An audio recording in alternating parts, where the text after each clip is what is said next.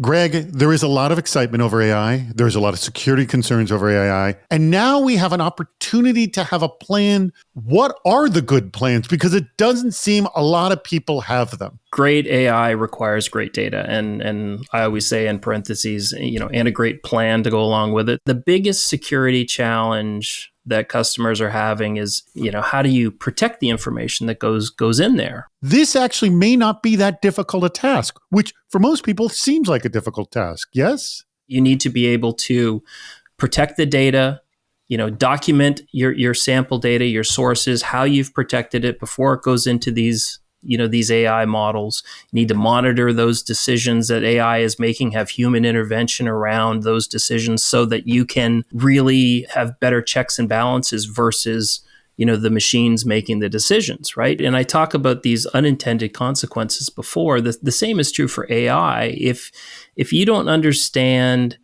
the potential bias that might be introduced by your sample data or the bias that might be introduced by how your AI is interpreting your data, you put your organization at significant risk. You need to scrutinize the expected outcomes and even look at what the worst case scenarios could be. Like here's an example.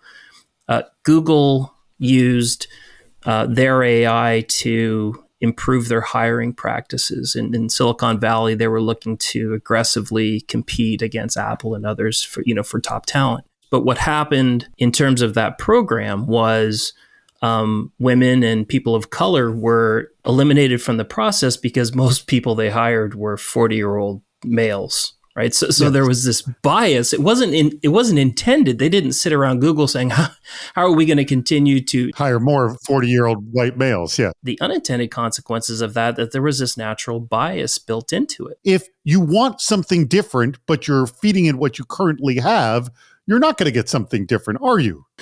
Exactly, David. It sort of continues to feed the same narrative, right? But if you bring people in from different areas with different experiences to contribute to the program, you've got a better chance at success. We've sort of let the genie out of the bottle, and regulations are picking up to kind of keep things in check. But again, having a plan is really, really critical to get an AI and a large language model program off the ground for you. Be aware of what you're feeding the model. Is that going to generate the outcome you want? So that's number one. Give me some others here to just, again, we're not making the plan, things to consider for making the plan. I think you need to consider what information are we putting into the large language model, and is it protected?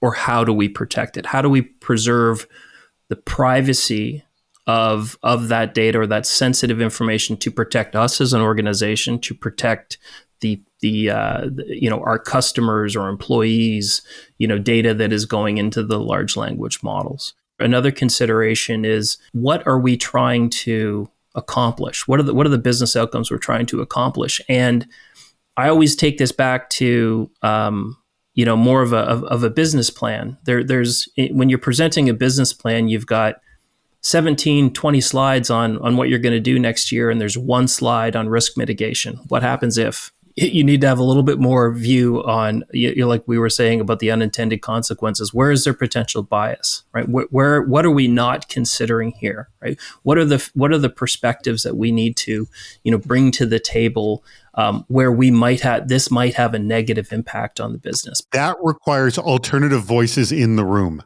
Absolutely. But also outside counsel like yourself too. Because you've worked with others, they only know what's within their four walls. You've seen multiple rooms and venues. So you kind of have that perspective that another organization may not have. Any last item, Tad?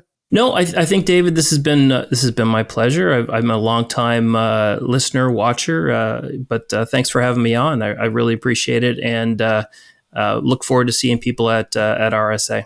Well, if you want to know more about what OpenText is doing to help you develop your sort of a valuable and secure AI model and take advantage of it and get the intended results that you would like, then check them out at opentext.com. Just click on solutions and then find security, and they'll give you some more information. And you can also contact Greg as well.